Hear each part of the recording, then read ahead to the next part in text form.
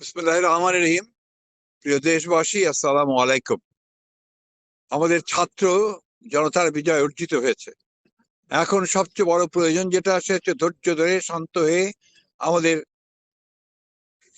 সামনের দিকে এগিয়ে যাওয়া।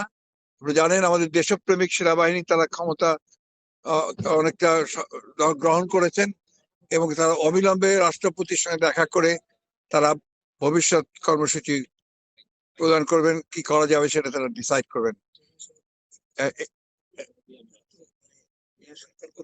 হ্যাঁ, এর মধ্যে তারা তারা তারা আপনার ইন্টারিম গভর্নমেন্ট তৈরি করবেন এবং সেই জন্য আপনারা দয়া করে সবাই ধৈর্য ধরুন। সবচেয়ে বড় প্রয়োজন এখন শান্ত থাকা, ধৈর্য থাকা, প্রতিরোধ প্রতিহিংসার মধ্যে না যাওয়া, এবং এইটাই এখন প্রয়োজন জাতির জন্য, আমাদের সকলের জন্য, ছাত্র জনতার জন্য এটাই সবচেয়ে প্রয়োজন। শৃঙ্খলার মধ্যে রাখা, শৃঙ্খলার মধ্যে রেখে দেওয়া, এটাই হচ্ছে সবচেয়ে বড় প্রয়োজন।